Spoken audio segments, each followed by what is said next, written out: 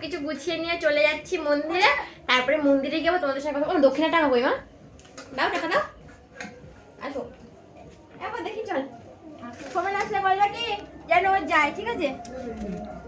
Hello everyone, good evening. তোমরা সবাই কেমন আছো? আশা করছি সবাই খুব ভালো আছো। পম্পাস ব্লগে তোমাদের নতুন একটা ব্লগে অনেক অনেক ওয়েলকাম জানিয়ে আজকের শিবরাত্রি স্পেশাল ব্লগটা তোমাদের সঙ্গে শেয়ার করছি। তো চলো, আজকে সন্ধ্যাবেলা থেকে রাত পর্যন্ত মোটামুটি শিব পুজোটা আমি কেমন করে কাটালাম, কোথায় পুজোতে মানে পুজো দিতে গেলাম, সবটাই এই ব্লগে তোমাদের সঙ্গে শেয়ার করব। দেখো, আমরা তিনজন এসেছিলাম পুজো দিতে। মিনা, আরেকটা আমার ভাইয়ের বউ আর আমি, তিনজন মিলে গেছিলাম আমাদের পাড়ারই মন্দিরে পুজো দিতে। তারপরে আমরা যাওয়ার পরে একে একে করে অনেক লোকই আসছিল।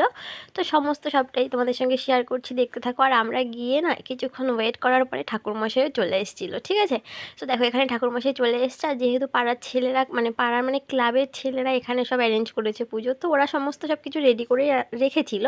আমাদের একটু হাতে হাতে কাজ করে দিতে হচ্ছিলো, যেহেতু ঠাকুরমশাই হাতে হাতে সমস্ত সব কাজ গুছিয়ে দিলে আমাদের পুজোটাও তাড়াতাড়ি হয়ে যাবে। তো তাই জন্য আমরা সবাই মিলে একটু হাতে হাতে কাজ করে দিচ্ছিলাম।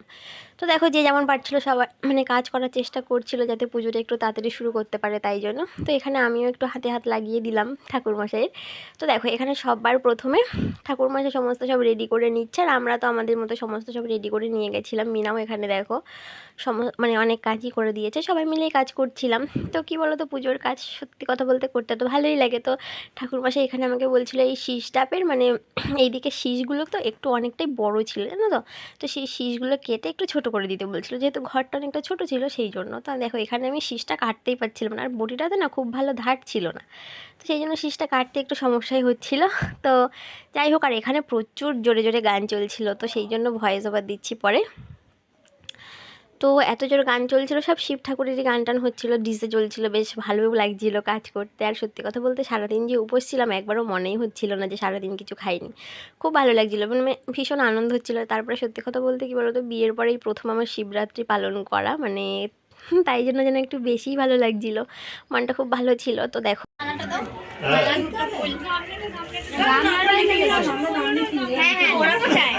ঠাকুর তো এই গামলায় বসাতে বললো, না হলে জল সব পড়ে যাবে। তুলবো? হ্যালো, এদিক দিয়ে আসো। কোনটা? ও মাসি দিয়েছিল। পনেরো মিনিটের মধ্যে ব্রাহ্মণ ঢুকে যাচ্ছে।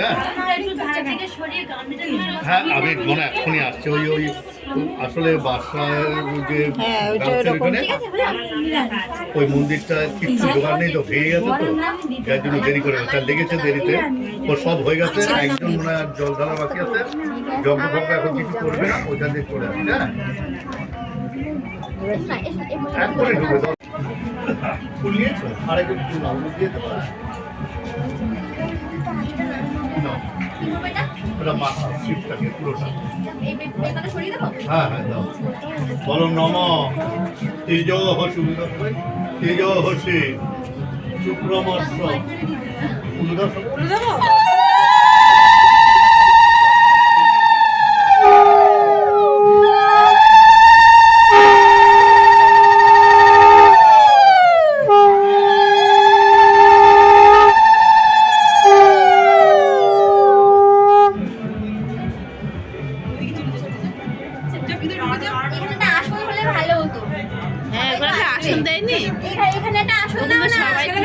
খবরের কাগজ অন্তত দিই, শুধু মাটিতে বসে পুজো দিতে না।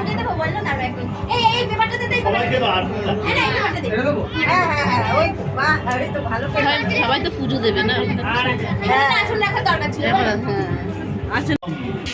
স্নানীয় জলম পশুপতয় নম ওম হোম ঈশানায় নম ওম হোম অঘরায় নম ওম হোম বাস্ত দেবতায় নম ওম হোম সদ্য জাতায় নম। যায়নি দিদি, যায়নি। তো দেখো, এখানে সবার প্রথমে আমি পুজো দিতে গেছিলাম, মানে আমার আগে কেউ পুজো দেয়নি, আমি প্রথমবার মানে একদম প্রথম পুজো দিচ্ছি।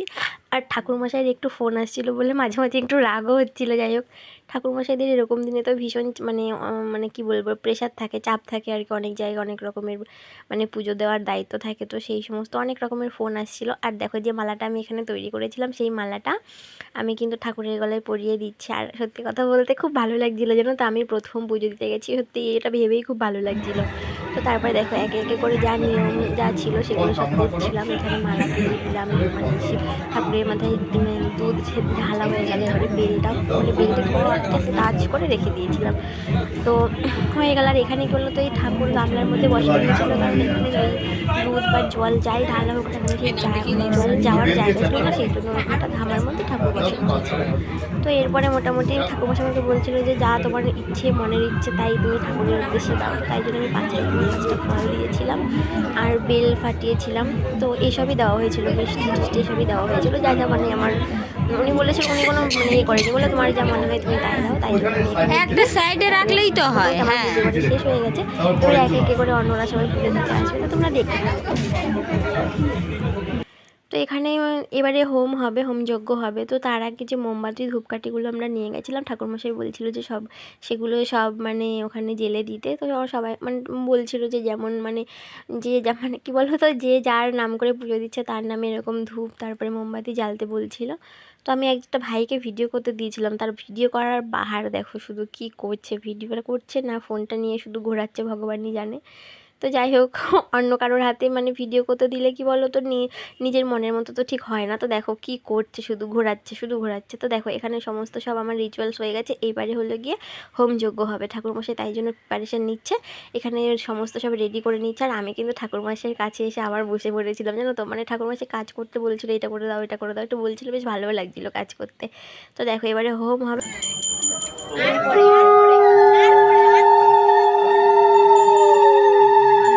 আমি এটা ব্যাকাই ধরছি, বলবি না?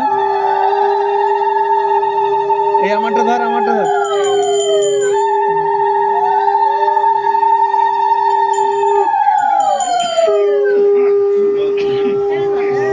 আমারটা ভালো করবো,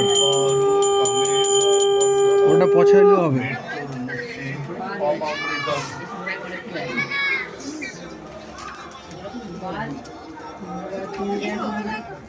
হ্যালো, কেন? তো আমাদের এইখানে খুব একটা মানে অনেক লোক মিলে যে পুজো দিয়েছি সেরকম না, মোটামুটি ওই 15-20 জন মতো হয়েছিল। তো সবারই মোটামুটি পুজো দেওয়া কমপ্লিট হয়ে গেছিলো। দেখো এই যে পাশে কত বৌদি, দিদি, বোন সব দাঁড়িয়েছিল, তো সবারই মোটামুটি পুজো হয়ে গেছিলো। পরে তারপরে হোমযজ্ঞটা হচ্ছিলো। তা দেখো ঠাকুরমশাইয়ের কী অবস্থা, মানে এত ফোন আসছিল ওনার, তো বারবার শুধু ফোন আসছিলো আর ফোনে কথা বলতে হচ্ছিলো। আর এই দিদিটা বলছিল যে আমাদের ওই দিদি না, ঠিক ওটা বৌদি বলছিল যে আমাদের চরণামৃত দেবে, তো আমরা উপোস ভাঙবো কী করে, তাই একটু ঠাকুরমশাইকে বলে দিয়ে। আমি বললাম হ্যাঁ ঠিক আছে, বলে দিও, অসুবিধা নেই।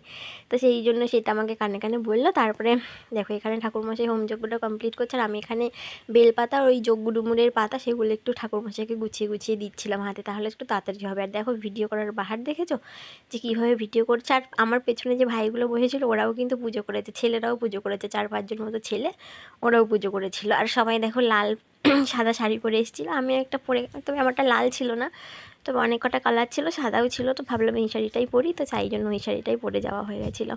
তো দেখো এখানে হোমযজ্ঞ হলে তো পুজো কমপ্লিট হয়ে যাবে। তো চলো আরও কথা বলছি না, এবারে পুজোটা কমপ্লিট করে নিয়ে তারপরে তোমাদের সঙ্গে আবার কথা বলছি।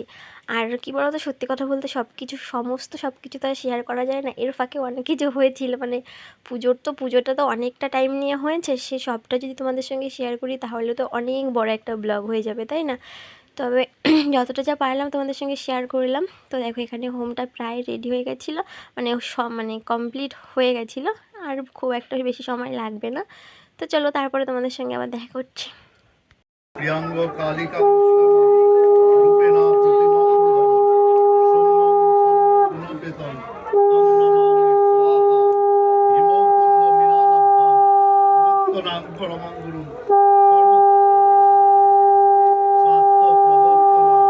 ভার্গবং প্রণমং স্বাহা।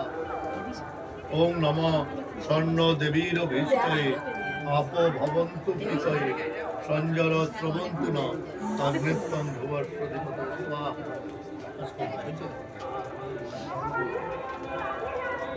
বলা আছে তো তোরা? এই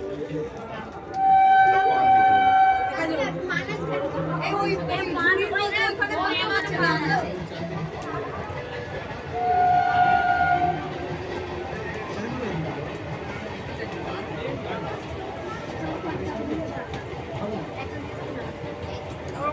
আমাদের পুজো কমপ্লিট হয়ে গেছে। হ্যাঁ নিয়েছি, তুই তো দিলি। তো পুজো কমপ্লিট হয়ে গেছে, এখন প্রায় 11:30 মতো বাজে। এখন যাবো বাড়িতে, ঠিক আছে? দেখো সবার পুজো হয়ে গেছে। তো এখন যাবো বাড়িতে, বাড়ি গিয়ে তারপর আবার তোমাদের সঙ্গে কথা বলছি। দেখো সবাই আস্তে আস্তে করে চলে যাচ্ছে, অনেকটা মানে রাত হয়ে গেছে। এখন বাজে এই তো 11টা বেজে গেছে, 11:30 বলছিলাম, 11টা বেজে গেছে। হ্যাঁ এই দেখো পুজো কমপ্লিট। কটা বাজে? ওই 11টা বাজে। চল যা, আমার ঝুড়িটা একটু নিবি? এসে বল। হ্যাঁ না এই তো তো দেখো বাড়িতে চলে এসেছি। এখন সবাই ঘুমিয়েও পড়েছে, সবাই ঘুমিয়ে পড়েছে। তো চলো আজকে ব্লগটা এখানেই শেষ করলাম। এখন একটু ফল মিষ্টি মানে প্রসাদ খেয়ে উপোসটা ভাঙবো। ওখান থেকে চরণামৃত দিয়েছিল তাই খেয়ে নিয়েছি। আর এখন একটু ফল টল খেয়ে, আর কিছুই তো খাবো না, যেহেতু কালকেও সারাদিন চতুর্দশী থাকবে। বিকেল মানে সন্ধ্যে 6টায় চতুর্দশী মানে শেষ হবে আর কি। তো কালকে সারাদিনও কিছু খাওয়া দাওয়া হবে না। তো চলো কালকে আবার নতুন একটা ব্লগে তোমাদের সঙ্গে দেখা করবো। তো আজকে এই পর্যন্তই রাখলাম ব্লগটা। তো আজকে ব্লগটা তোমাদের কেমন লাগলো কমেন্টে জানিও। ভালো লাগলে লাইক কমেন্ট শেয়ার করো, চ্যানেলটা সাবস্ক্রাইব করো। আবার দেখা হবে, টাটা।